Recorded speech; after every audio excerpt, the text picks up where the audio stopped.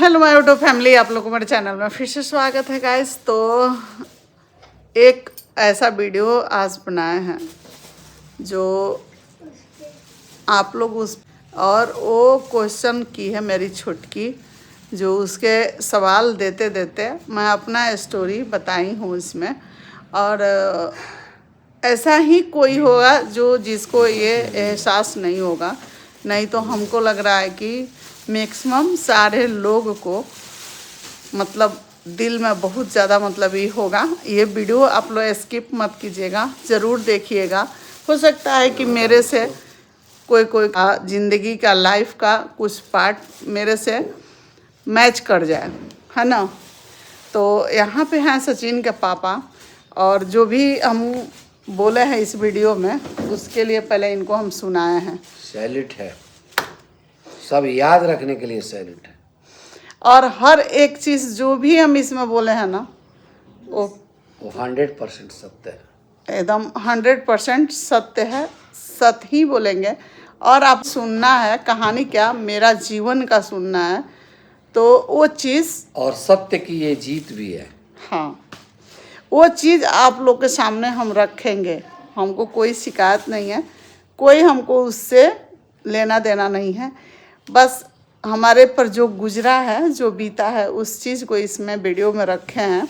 और आप लोग देखें हम क्यों किसी को हेल्प करते हैं, क्यों किसी को मदद करते हैं, क्यों किसी को अपने से हम झुक के बात करते हैं। यही सब रीज़न है।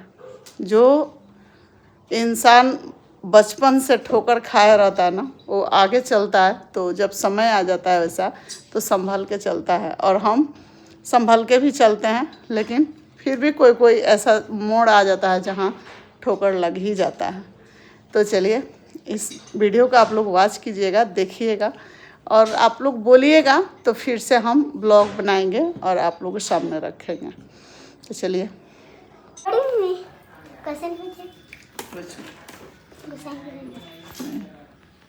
जोर से बोलो, क्या पूछ रहे हैं? पूछ रहे हैं ना कि आप इतनी गरीब थी, इतनी अमीर क्यों बनी? मेहनत,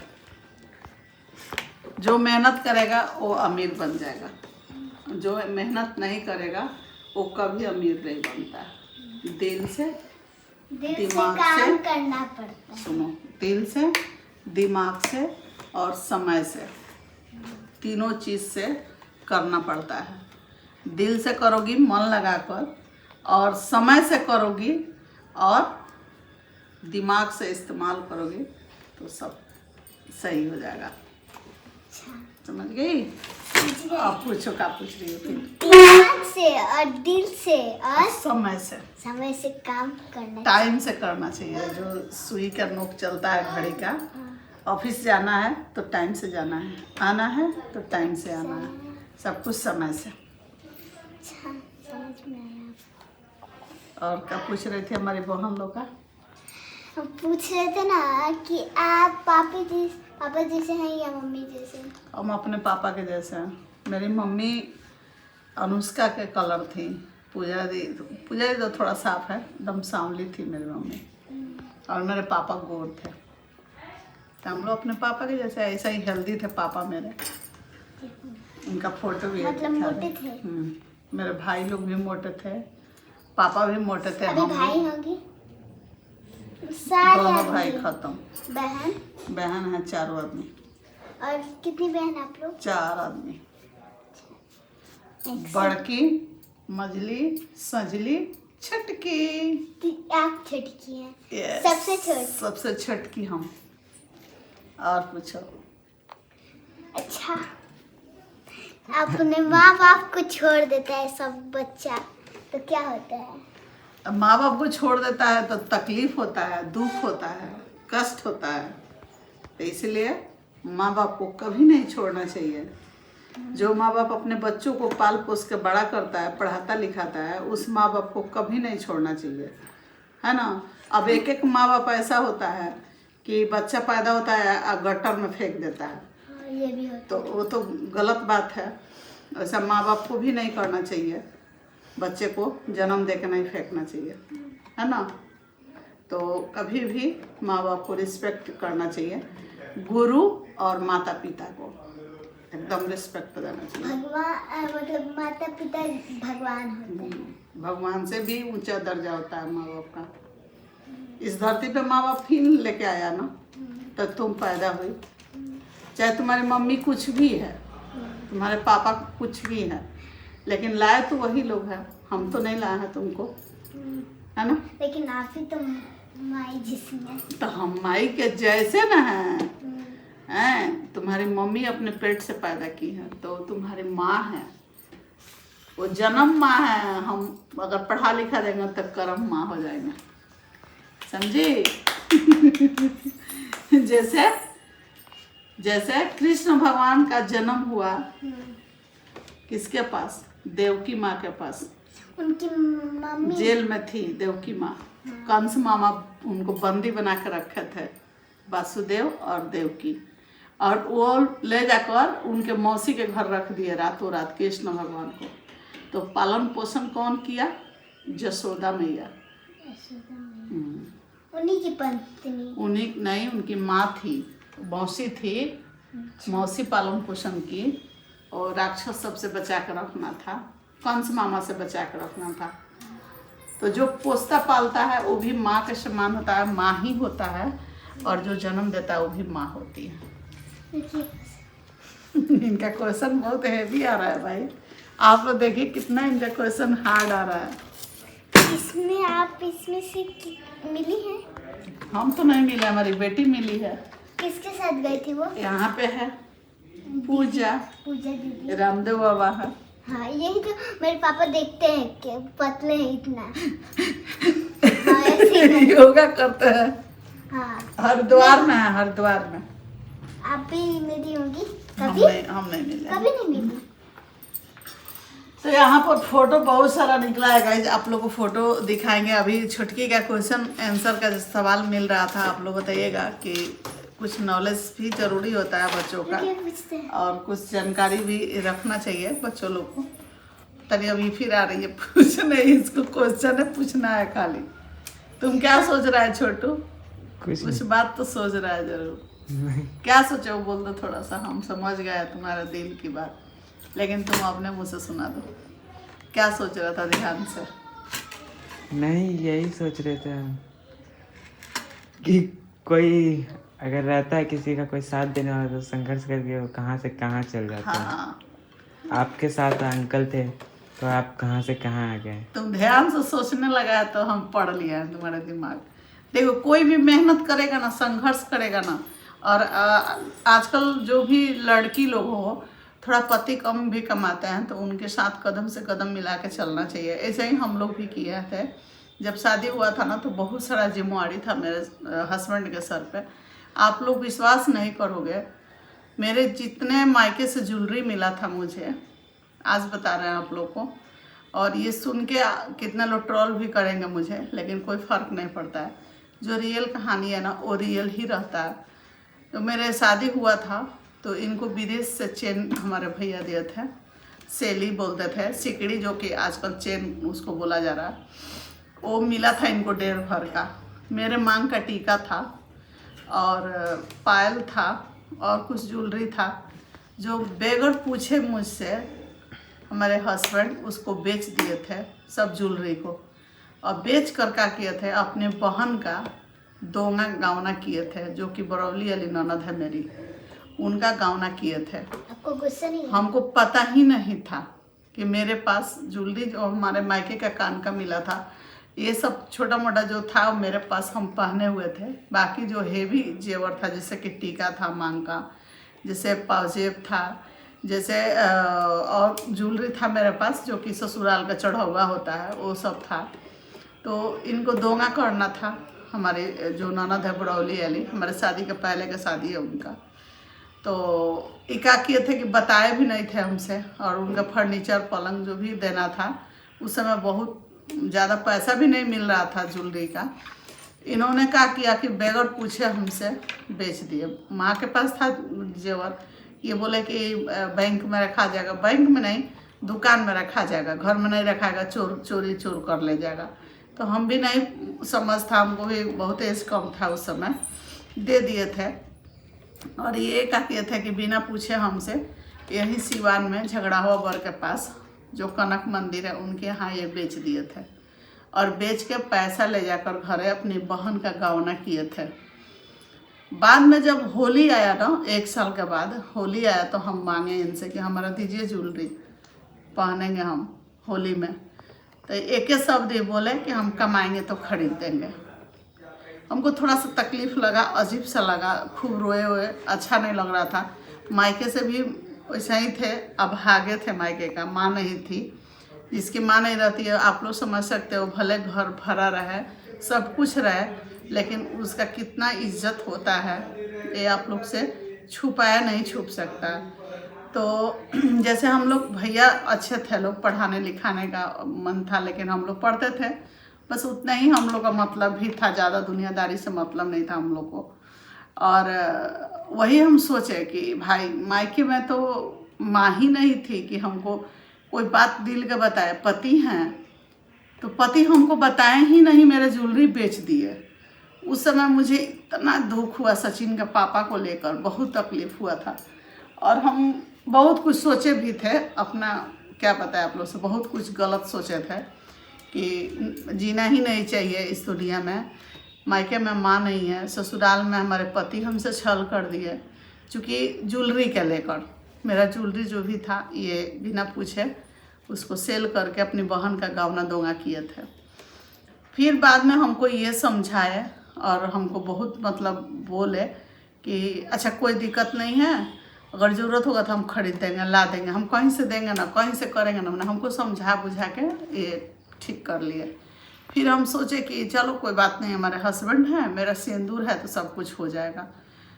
2 साल तक गांव पे रहे अपने ससुराल में, और वहाँ बहुत तरह का परेशानी हुई है मुझे, बहुत तरह का दिक्कत हुई है। आजकल या हमारे पास जो भी मेरी देवरानी भी आई है लोग, तो उतना उन लोगों को नहीं झेलना पड़ा जितना हम झेले हैं। ये मनगढ़ंत कहानी नहीं है, ये हकीकत चीज़ है। जो हम बोलते हैं वो समझिए कि हकीकत है। उसके बाद हम सिवान आ गए, सचिन होने वाले थे। सिवान जब आए तो हमारे यहाँ बच्चा होना सहता नहीं है मेरे ससुराल में। मेन रीज़न है सिवान आने का यही, और इसी को आप लोग भले जो कहेंगे, मेन रीज़न था सिवान आना। हम सिवान, आप लोग बहुत लोग आगे कह देते हैं कि आप भी सिवान आई हैं, आपका बेटा अम्बाला गया है, आप भी सिवान आ गई हैं अपने ससुराल छोड़ के। पहले लोग बोलते थे, अब लोग नहीं बोल रहे हैं। समय के हिसाब से सब लोग समझ जाते हैं बात को। तो मेरा बेटा सचिन होने वाला था, और मेरे शादी के 2 साल के बाद सचिन हुआ है।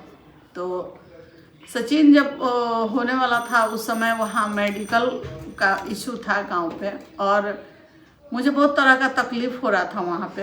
ये 1 हफ्ता पे भर जाते थे, तो पूरा फैमिली लंबा चौड़ा था।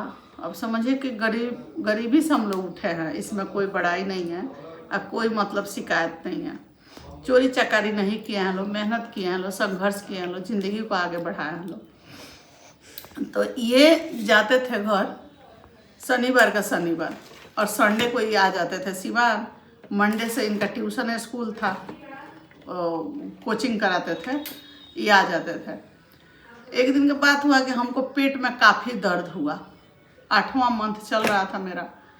और उस समय मेरे ससुर और मेरी सास एक ही बात का रट लगाया हुआ था लो, आज नहीं है लो स्वर्ग में गया लो, हम नरक में हैं। तो एक ही चीज़ का वो लोग रट लगा के बैठा था लो इनसे कि इसको पहुंचा दो इसके मायके। आप लोग समझिए, जिसका माँ नहीं रहती है ना, उसको कोई पूछता भी नहीं है।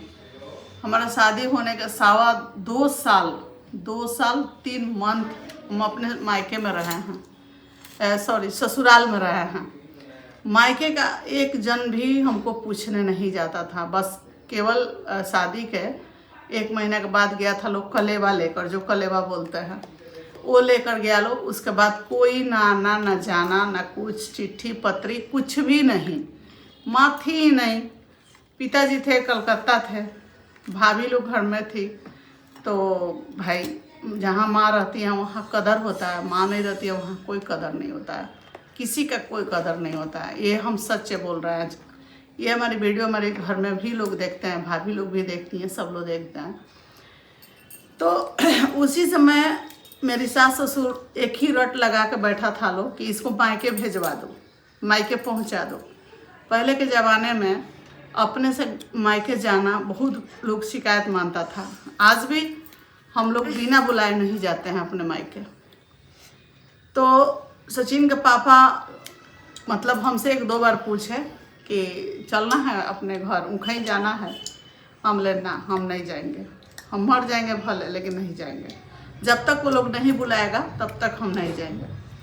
तो इसी तरह करते करते हमको लेके आया लो आर किरण की यहाँ दिखाने। डॉक्टर बोल दी कि हमको मतलब बच्चा सूखा पड़ गया था उस समय, और इतना दवा बीरो का कुछ उपाय भी नहीं था, कुछ था भी नहीं।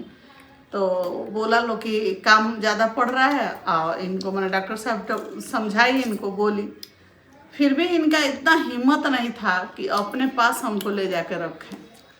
तो यहाँ पे हम जिद किए थे, हम आप लोग से बता रहे हैं आज, हम जिद किए। ये आगे आगे साइकिल से जा रहे थे, हम इनके पीछे पीछे चलने लगे, और एक शब्द हम बोले, इस शब्द में हमारे अपने ससुर के सामने बोले, सास के सामने बोला कि मेरा शादी इनके साथ हुआ है, आप लोग से नहीं हुआ है, हम वहाँ नहीं जाएंगे, हम जाएंगे तो इन्हीं के साथ जाएंगे। अब ये हमको जिंदा रखेंगे या मार देंगे या कुछ भी करेंगे, हम इन्हीं के साथ जाएंगे, ना मायके जाएंगे ना आप लोग के पास जाएंगे। उस समय हमारी बड़ी बहन आई जो हमको बहुत हेल्प की थी, बचपन से हमको पाली पोसी थी, हमको बहुत हेल्प की थी, माँ का एक दर्जा दी थी हमको। उसको हमारे ससुर जी बुलाए सिवान में, अंदर ढाला पे हमारे ससुर बुलाए, और उसको बोले, हमारे हस्बैंड बोले कि दीदी ना हो तो अपने घर आप ले जाइए। तो मेरी दीदी के यहाँ एक रूम था, पहले हर आदमी के देह पीछे एक रूम रहता था। तो मेरी दीदी एक शब्द में बोली कि हम नहीं लेके जाएंगे, मेरा तो एक रूम है, इसको कहाँ रखेंगे, वही बड़ी वाली दीदी। तो हम इनसे बोले कि हमको कहीं नहीं जाना है, आपको छोड़ के हमको कहीं नहीं जाना है। उस समय मात्र हमारा 18 साल का एज था, हमको कहीं नहीं जाना है, बस रहना है आप ही के साथ, अब हमको जो होना है हो जाए, लेकिन हम कहीं नहीं जाएंगे। तो इनके साथ जिद से हम रह गए सिवान। जब सिवान रह गए तो नीचे ताला में पानी चापाकल था दूसरा बगल में, और ऊपर ताला पे हम रहते थे। पानी भर भर के 8वां मंथ मेरा चल रहा था, दोनों बाल्टी में पानी भरते थे, छत पे लेके जाते थे, सारा काम करते थे घर का। उसके बाद हम इनको बोले कि आप एक काम कीजिए, आप ट्यूशन पढ़ाने जा रहे हैं ना, तो अगर लड़का मिलेगा तो घर पे भेज दीजिएगा, हम पढ़ाएंगे। तो छोटे छोटे बच्चे को बुला के 10 को 12 को हम पढ़ाते थे, अपना सारा काम करते हुए। उसी समय से हम लोग सोच लिए कि स्कूल खोलेंगे। तब सचिन हुआ 9वां मंथ में, घर ही पे हो गया, ना हॉस्पिटल गए, ना डॉक्टर के गए, ना सुई पड़ा, ना इंजेक्शन पड़ा। 51 रुपया जो नार काटने आई थी, और हमको पहले गांव में आती है लोधागरीन, वो आई, और यहाँ सिवान में आंदर ढाला पर रामदेव नगर से आई, और वो सब कुछ करके हमको बस मात्र 51 रुपया लगा था सचिन के पैदाइश में। और मेरे सामने है सब कुछ। इसके आगे अगर आप लोग को स्टोरी सुनना होगा तो आप लोग कमेंट कीजिएगा, सब कुछ बताएंगे आप लोग को, और कैसे हम यहाँ तक पहुँचे हैं। अभी इतनी छोटी बच्ची है, ये हमसे क्वेश्चन की है कि बड़ी मम्मी आप गरीब थी पहले, आज यहाँ कैसे पहुँची। तो ये चीज़ आप लोग को शेयर करेंगे, बताएंगे। अगर मेरा स्टोरी नहीं, ये हकीकत चीज़ है, अच्छा लगेगा तो कमेंट कीजिएगा, लोग जरूर बताएंगे। और इससे आप लोग को जरूर लाइक कर दीजिएगा, और इससे आप लोग को जरूर सीख मिलेगा कि इंसान अपने आप को कभी हारे नहीं तो जीत तो तय है। कभी नहीं हारना चाहिए। मुसीबत में ना अपनी माँ काम आती है, ना अपने बाप काम आते हैं, ना अपना रिश्ता नाता रिश्तेदारी कोई काम नहीं आता है।